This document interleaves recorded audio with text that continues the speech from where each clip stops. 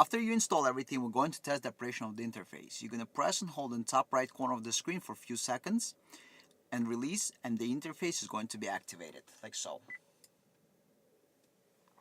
Now, you can see the interface is activated, and whatever is shown on the phone is now on the screen. Ford Mustang demo 2010-2014 presented on Ford Flex. Quality product since 2002. All first generation sync radios in Ford and Lincolns absolutely identical. After dashboard disassembly, installation is identical in all Ford and Lincolns. If there's a newer version of this video, first line in description will say click here for updated video. All products are 100% made in the USA. Please support American jobs. Apple Carplay and Android Auto is also available. Vehicle disassembly is shown on Ford Flex. Please, if you want to skip it, go 6 minutes into the video. Keep in mind, all Ford and Lincolns with first generation sync system have identical navigation computers. This disassembly is inside Ford Flex. It is similar to other Ford and Lincoln vehicles. We have disassembly manuals upon request. We can make movie for every single car, but it's very similar to all the other cars. However, as we mentioned previously, that the navigations are absolutely identical in all the vehicles listed in the beginning of the video. This way, the installation procedure is going to be identical on all the cars. Just the appearance might be a little bit different of the dashboard segments of the cars. So, with this particular vehicle, we're going to start this way. We're going to go ahead and open this panel, the armrest. This whole panel, we're going to, from here, we're going to pull it up, and we're going to go here. There's clips here, they're big clips on each side. We're going to pull this panel up, so we're going to pull it up. The panel is going to come out. Then, there's going to be 2 screws there. Then we're going to go up. We're going to remove the whole wooden panel. Behind the wooden panel is going to be 1 and 2 screws. Then on the side here, we're going to go down to the side here. And over here, if you can see it, we're going to remove this. And so behind this panel, what we're going to find is that right here, we have screws on each side. The screw on each side, remove it so this panel can come out, because you're going to remove screw here, and you're going to remove screws behind this panel. But the screw on each side, you're going to pop this panel open, and you're going to remove screw on this side and on the other side. And this is going to allow you to pull this whole center console out.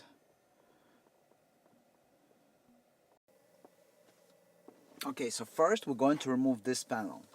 Take a plastic tool, similar, carefully, and remove this. Go all the way to the end. And then when you're done removing it,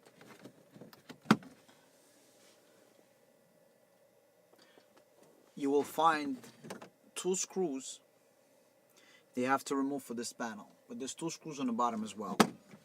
So we're going to go ahead and remove those 2 screws. And then from there, after we remove 2 screws, we're going to go down. Okay, so now you see the panels are open. If you see panels are open, there's 2 screws on each side that you have to remove so this panel can come out. But we're going to first remove this panel. So you're going to start by opening this panel from the top.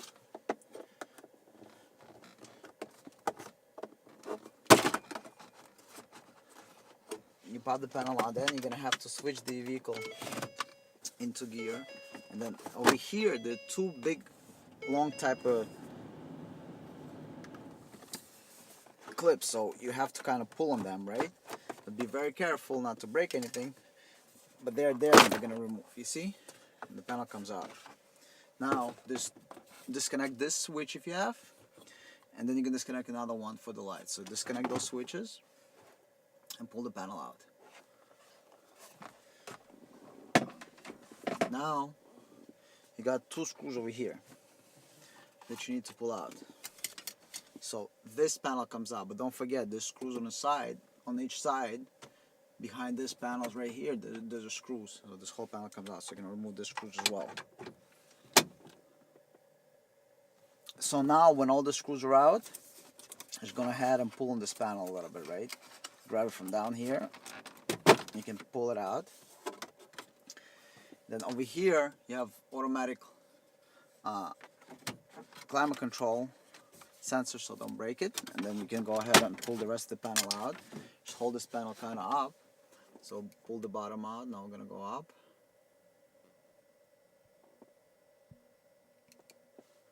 And then hold this up, and this whole panel comes out. Replace this, because that's not gonna be in the way. And remove this whole panel, disconnect the switch, and disconnect the connectors in the back of the panel. So now, since the panels are removed, we need to remove the screen and the radio.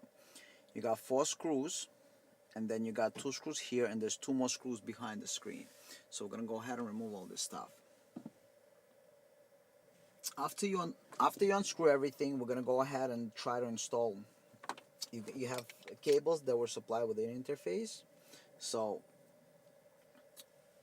you got cables with this. So this cable, that straight cable, that goes in the back of this unit, in the back of the radio unit. You got a second cable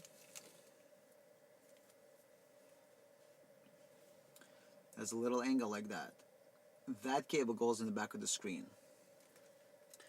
And then you got the plug and play harness. That entire harness goes in the back of the radio.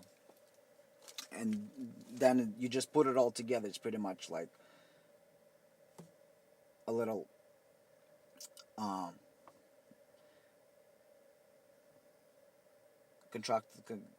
a little Lego set type of deal.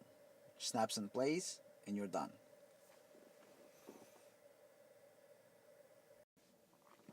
Okay, so now that you removed everything, you receive the interface. The interface has your HDMI port, HD digital HDMI port. This is 100% through HD. Your USB update port and your USB power port to power up your devices. Then you got the video port, the digital video port, and then you got the main power, which has the also RCAs. Then you have this cable where one side goes into the interface, and then the straight cable, that one connects into the back of the radio unit. Then you have this cable, that one plugs into the second port on the interface, and then the cable that has the angle one that plugs into the back of the screen. Then you have this audio video cable. This is your audio for your system, and 4 camera inputs: front, rear, left, and right. Then you have this plug and play harness that plugs into the back of the radio. So you're simply going to remove the radio, match all the connectors. You can't go wrong. They're all different sizes, so you're just gonna match each one, plug it all in, and test the interface. Okay, so this is the back of the screen. This plug you're going to replug. This plug has the other end of this connector goes into the radio. You're no longer going to use this. Instead, you're going to plug this right angle one in here. The other end of the right angle connector is going to go into the interface, and then you're going to plug this one into the radio, and then the other end is going to go to the interface. So factory connector is no longer used unless you removing the interface and bringing the car back to factory. You're going to plug this in. Otherwise, the factory image is going to pass right through our interface, and it's going to appear just as before you install the interface into the car. After you install everything, we're going to test the operation of the interface. You're going to press and hold in the top right corner of the screen for a few seconds and release, and the interface is going to be activated, like so. Now you can see the interface is activated. and whatever is shown on the phone is now on the screen. This model type of year cars that we listed in the beginning of the video have very good quality screen, and that's why the image is clear, and we're the only company on the market, not only made in USA interface, it is the only interface with HD quality mirroring. Even though some other interfaces may offer HDMI input, still that HDMI input is not going to be HD quality. Now, I want to show you a little trick. If you go into the settings of your Waze application, if you go into settings of Google Maps, here Maps or MapQuest, you will find this feature. It's called, I'm going to show it to you actually, then I'm going to tell you what it's called. So go into the settings. In settings, you're going to go to the feature called Sound and Voice. Then you're going to go to the feature called Sound Output. You need this feature, play as Bluetooth phone call. When directions come in to the car, you're listening to your factory AM/FM radio, CD player, XM radio, or any other source. You don't have to have the unit set to auxiliary audio in order to hear directions. The direction is going to come in into your car as Bluetooth call. So, you know when you're driving and the phone starts to ring and you hear the speakers ringing and you decide whether to answer or hang up? Well, in this case, you don't have to decide anything. Instead of phone ringing, you will hear directions. Make a right, make a left, go straight, or, exit in the head, or whatever the app wants to notify of. After the notification is done with, it will go back to playing your source.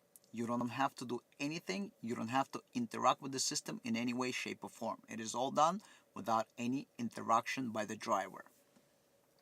This available in Waze, MapQuest, Nokia's Here We Go Maps, and Google Maps. All those apps are available absolutely free from the App Store or Google Play Store. This interface has no limits. Netflix works, YouTube works, all applications work 100%. Next, we're going to demo YouTube. So here you can see YouTube video playing. It is not playing on a phone. It is playing right out there. We can pause and we can play. You can also do, Hey Siri. And if you have the Siri activated, you can use it as just like the CarPlay you would use. And then you can do just like the modern CarPlay. You don't need to CarPlay. You need to have a CarPlay, a new car, to do all these features. Look at this. Hey Siri, open YouTube. Hey Siri, open Waze. If you're doing nothing and you're waiting for somebody, you can watch Hulu, let's say. So see the Hulu is on the phone and then it's waiting for you to start playing movie. So, for example, we got in Hulu, I believe we got some movie trailers. So we can play a trailer from a movie, and that trailer is going to appear on the screen. I think this is an ad.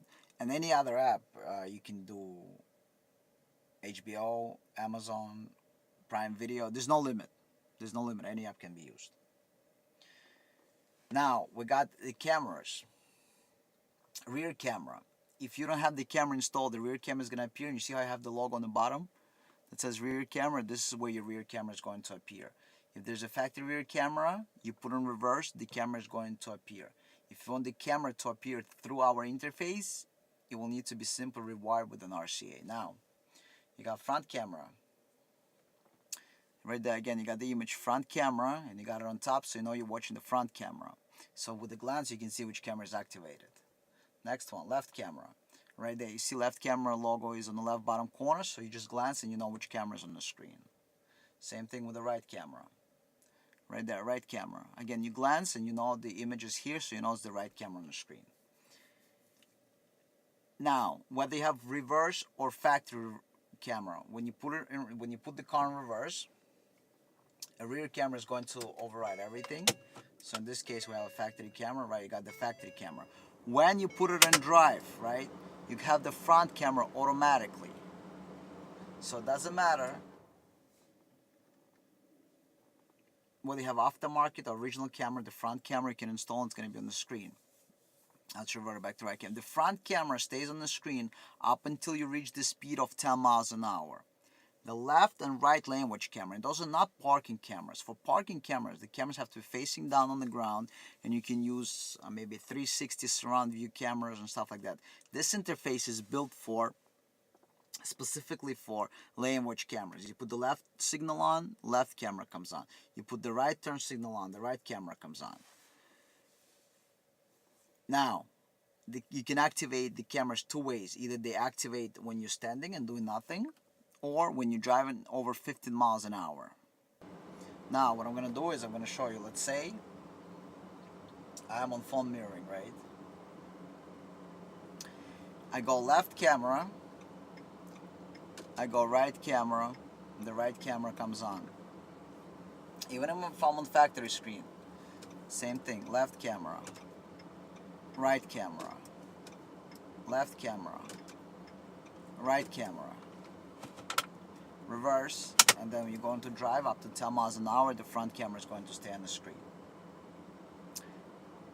That's pretty much it. After you tested all your installed components and everything works, you can go ahead and put the vehicle back together. Please click the logo on the left hand side to subscribe to the channel. Subscription works on smartphones, tablets and computers. Please click the notification bell and leave a comment. To watch other videos, click the video on the right hand side. And again, thank you for watching and send us your questions.